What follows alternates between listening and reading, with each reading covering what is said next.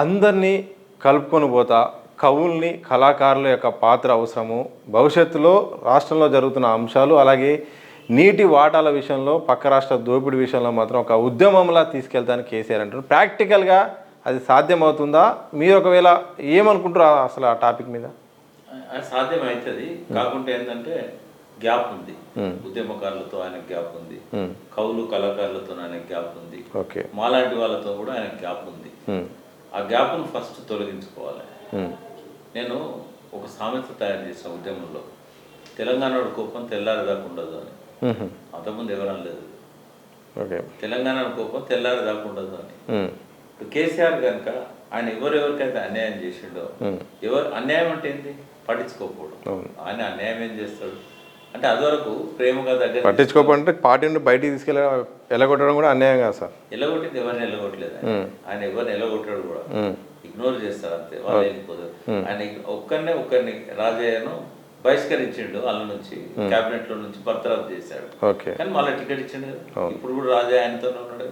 ఆయన ఎవ్వరికి అట్లా అన్యాయం చేయడు, కాకపోతే గ్యాప్ మెయింటైన్ చేస్తాడు, పలకరించాడు, పిలువడు, కొంచెం దూరం పెడతాడు, మధ్యలో ఉన్న వాళ్ళ అపాయింట్మెంట్లు ఇవ్వరు, ఈయన వాళ్ళు అడుగుతుంటారని కూడా ఈయనకు చెప్పారు. ఇట్లాంటి వాటి వల్ల ఏమైందంటే ఒక అసంతృప్తి పెరిగి దూరం అవుతారు. దూరమై కొంతమంది ఇష్టం వచ్చినట్టు తిరుగుతూనే ఉంటారు మీడియాలో. కొంతమంది ఏంటంటే మౌనంగా ఉంటారు, సరే ఆయన పిలిచినప్పుడే పోదామని. నేనేమంటున్నా అంటే కేసీఆర్కి ఒక మంచి లక్షణం ఉంది, అదేంటంటే ఆయన ఎవ్వరు లేకుండా బ్రేక్ఫాస్ట్ చేయడు, లంచ్ చేయడు, డిన్నర్ చేయడు, ఒంటరిగా తినడు, ఎప్పుడు అసలు అలవాటే కదా. ఇప్పుడు ఏం చేయాలంటే ఆయన బ్రేక్ఫాస్ట్ ఉద్యమకారులతో చేయాలి. పాత ఉద్యమకారులు ఒక 10,000 మందిని ఆయన పేరున గుర్తుపెట్టుకున్నాడు ఆయన, మోర్ దెన్ 10,000. నువ్వు ఏ ఊరు పేరు చెప్పు, అక్కడ ఉన్న ఉద్యమకారుల పేరు చెప్తాడు ఆయన, అంత మేధాశక్తి ఉంటుంది. మారుమూల, కౌటాల, ఆసిఫ్ నగర్, కొమరంభీం డిస్ట్రిక్ట్లా అక్కడ ఉన్న చిన్న జైనాదో లేకుంటే ఇంకోటో అక్కడ ఉన్న ఉద్యమకారుల పేరు చెప్తాడు ఆయన ఇప్పటికీ. వాళ్ళతో బ్రేక్ఫాస్ట్ చేయి. ఎవ్రీ బ్రేక్ఫాస్ట్ ఒక 10 మంది ఉద్యమకారులతో జరగాలి. లంచ్లో బయట ఉన్న ఇంటలెక్చువల్స్ కానీ, దేశవ్యాప్తంగా ఉన్న తెలివైన ప్రణాళిక వేయగలిగే వాళ్ళు, ప్లానింగ్లో జోక్యం చేసుకునే వాళ్ళు, ఇప్పుడున్న పరిస్థితి నుంచి మెరుగైన పరిస్థితికి ఎట్లా తీసుకుపోవాలని సలహాలు ఇచ్చేవారు. ఇట్లాంటి వాళ్ళని కూర్చోబెట్టుకో, 5గురినో 4గురినో 3గురినో. రాత్రి పార్టీ నాయకులతో డిన్నర్ తీసుకో, పార్టీ ముఖ్య నాయకులతో పాటుగా నియోజకవర్గ స్థాయి నాయకులతో డిన్నర్ తీసుకో.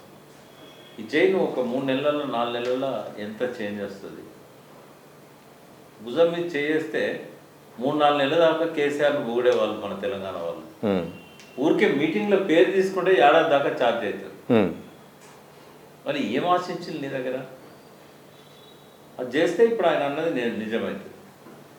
అదేం చేయకుండా నేను ఉద్యమంలోకి వెళ్తా అంటే పార్టీ తరఫున కొంతమంది వస్తారు తప్ప ఉద్యమకారులు దూరాన్ని చూస్తుంటారు, ఎట్లుంటారు కేసీఆర్ ఏం చేస్తారు.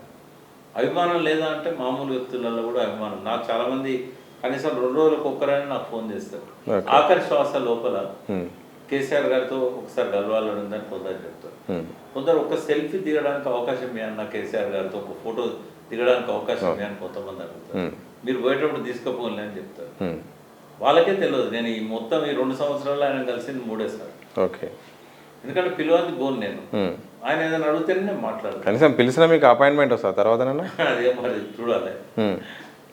ఎందుకంటే ఆయన కలవాలని ఉన్నా కలవనిచ్చే పరిస్థితి లేదనేది ఒక ఏముండదు. ఆయన కలవాలనుకుంటే ఎవడు ఆపలేడు, కానీ ఆయన కలవాలనుకోవడానికి ఎవరో ఒకరు అయితే చెప్పాలి కదా. అవును, అది చెప్పే వాళ్ళు ఉండాలి పక్కన.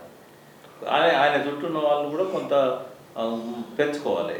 అంటే కేవలం తనకు సేవలు చేసే వాళ్ళే కాకుండా చుట్టూ కొంతమందిని సలహాలు ఇచ్చే వాళ్ళను, విమర్శించే వాళ్ళని పెట్టుకోవాలి. ఇప్పుడు ఆయన ఉద్యమ కాలంలో మారుమూల స్ట్రింగర్లకు ఫోన్లు చేసి అడిగేటోడు. చాలా మంది విలేకరుల పేర్లు ఉంటాయి ఆయన దగ్గర, పేరు పెట్టుకొని మాట్లాడతారు. పేర్లు విలేకరులే కాబట్టి స్ట్రింగర్లే కూడా మారుమూల ప్రాంతాలకు పోయినప్పుడు అక్కడ పనిచేసే స్ట్రింగర్ పేరు కూడా ఆయన గుర్తుంటుంది. కాబట్టి అటువంటి వాళ్ళకి ఫోన్లు చేసి ఏమవుతుందని అడిగేవాడు. ఇప్పుడు లేదు అది. కానీ అదే సార్ ఏమంటే ఫస్ట్ టర్మ్ వరకు బాగానే ఉంది, అందరితో బాగా. సెకండ్ టర్మ్ తర్వాత అసలు యాక్సెస్ అనేది కట్ అయిపోయింది. దాదాపు ఎమ్మెల్యేలు మంత్రులకు కూడా దాదాపు డైరెక్ట్ యాక్సెస్ లేని పరిస్థితి వచ్చింది. ఏమనుకున్నాడంటే అంటే అసలు ప్రతి కుటుంబానికి ఏదో ఒక లబ్ధి చేకూర్చిన ఇక నేను ప్రజలకు నేరుగా కనెక్ట్ అయిపోయినా అనుకున్నాను ఆయన. ఓకే. కానీ వాళ్ళే గడ్డి కొడతారని అనుకోలేదు. నేను ఆయన 2000 ఇచ్చినట్టు నేను 4,000 ఇస్తానంటే ప్రజలు పార్టీ మారిండు. ఓకే. నమ్మిండు 4,000 ఇస్తారు కదా. కేసీఆర్ 5,000 రైతు బంధు ఇస్తున్నాడు. నేను ఎమ్మెల్యేల మీద కోపమే ప్రధాన కారణం అనేది విమర్శ సార్. ఎమ్మెల్యేల మీద కోపం ఏం లేదు. ఎమ్మెల్యేలను ఓడించాలని చాలా మంది అనుకున్నారు. స్థానికంగా ఓటమికి ఎమ్మెల్యే అంటే చాలా మంది కేసీఆర్ ఓడిస్తున్నామని అనుకోలేదు. వాళ్ళు ఎమ్మెల్యేని ఓడిస్తున్నారు అనుకున్నారు. ఉన్నారు ఒక 15-20 మంది 30 మంది ఎమ్మెల్యేలు ప్రజలకు అనుకూలంగా పరిపాలన చేయలేదు. వాళ్ళు పథకాలు ఇస్తున్న ప్రజలు మాతోనే ఉంటారు అనుకున్నారు. వాళ్ళ పద్ధతిలో వాళ్ళు చేసేళ్ళు. అది కూడా కొంత కోపం ఉంటుంది కదా. బట్ మధ్యలో ఉన్న వాళ్ళు కూడా ఎమ్మెల్యేని కలవనీయకుండా అడ్డుపడే వాళ్ళు ఉంటారు. ఇక్కడ కేసీఆర్ కలవనీయకుండా ఎట్లయితే అడ్డుపడతారు, ఎమ్మెల్యేని కలవనీయకుండా అడ్డుపడే వాళ్ళు ఉంటారు. ఎమ్మెల్యే కూడా వాళ్ళ మాటలే వింటారు. నాకు చాలా మంది డిఫరెంట్ కాన్స్టిట్యున్సీలలో చెప్పిండ్రు, సార్ మేము ఎమ్మెల్యే కన్నా చెప్పుకుందామంటే మా లీడర్ అక్కడనే ఉంటాడు, మేము చెప్పేది ఆయన గురించే. ఇక ఆయన ఎంబడే ఉన్నాక మేము ఏం చెప్తామంటే నేను సలహా ఇచ్చిన ఆ పార్టీ ఎమ్మెల్యేలకు, మీరు ఉంటారు కదా ఓన్లీ ప్రజల్లోకి, అప్పుడు మీరు ఎవరినైతే నమ్ముకుంటుంటారో ఆ నాయకుల గుణం ఏందో రంగు ఏందో మీకు తెలుపుతారు ప్రజలు. మీకు కావాల్సిన ప్రజలు. ఈ మధ్యలో ఉన్న వాళ్ళే మీ ఛానల్ కట్ చేస్తున్నారు. కాబట్టి మీరు ఊర్లలోకి ఎలక్షన్ ప్రచారానికి పోయేటప్పుడు ఈ మధ్యలో ఉన్న వాళ్ళని ఊరు బయట ఉండమనండి. మీరు ఒక్కరే ఊళ్ళో పోండి. పార్టీ నాయకులు పక్కకు టోటల్ ఊరు బయటనే ఉండాలి. అందరు మీతో వచ్చిన కాన్వాయి, మీతో వచ్చిన నాయకులు, మీతో వచ్చిన కార్యకర్తలు, మీరు ఒక్కరే ఊరి బయట వాళ్ళని పెట్టి ఊర్లోకి ప్రజలతో పోండి. సార్ ఒక ఎగ్జాంపుల్ చెప్తాను. మొన్న సర్పంచ్ ఎన్నికల్లో భాగంగా ఒక ఎమ్మెల్యే వచ్చాడు, ప్రచారానికి వచ్చాడు. తన బలపరిచిన వ్యక్తికి ఒక మామూలు ఎమ్మెల్యేకు సమాధానం ఒక సమస్య చెప్పుకోవడానికి అయ్యా ఎమ్మెల్యే గారు అంటుంటే ఈ పక్కనున్న నాయకులు, గ్రామస్థాయి నాయకులు పక్కకు నెట్టేశారు సార్. ఎమ్మెల్యే వెళ్ళిపోయాడు. అదే ఇప్పుడు నేను అనేది ఏంటంటే ఎమ్మెల్యే నేరుగా ప్రజలతో సంబంధాలు పెట్టుకోవాలి.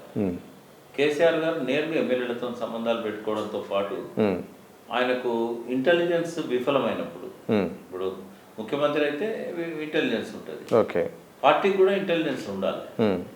ఆ పార్టీ ఇంటెలిజెన్స్ డెవలప్ చేసుకోలేదు వాళ్ళు. అంటే పార్టీలల్లో బలమైన నాయకులు క్యాడర్ ఉన్నది బీఆర్ఎస్కే, బలహీనమైన నిర్మాణం ఉన్నది కూడా బీఆర్ఎస్కే. అత్యంత బలహీనమైన నిర్మాణం అంటే రెండు, ఇదేమో అత్యంత మైనస్ పాయింట్, అది అత్యంత ప్లస్ పాయింట్, రెండు ఉన్నాయి. అయితే ఇప్పుడు నిర్మాణం కనుక ఆయన చేస్తాడు అనుకో, నిర్మాణంతో పాటు ఒక ఇంటెలిజెన్స్ విభాగాన్ని పెట్టుకోవాలి పార్టీలో. ఎక్కడ ఏ ఎమ్మెల్యే కరప్షన్ చేసినా, అంతులేని అవినీతి పాల్పడ్డా, ఈ బ్లాస్టింగ్ లాంటివి చేసినా వెంటనే ఆయనకి ఇన్ఫర్మేషన్ పోయే ఇంటెలిజెన్స్ కావాలి. అటువంటి వాళ్ళని ఎంత గొప్ప వాళ్ళైనా, ఎంత డబ్బు ఉన్న వాళ్ళైనా క్షమించకూడదు. అది ఎమ్మెల్యే కానీ ఎంపీ కానీ పార్టీ నుంచి బహిష్కరించాలి. అట్లుంటే కొంత ఆయన మీద క్రెడిబిలిటీ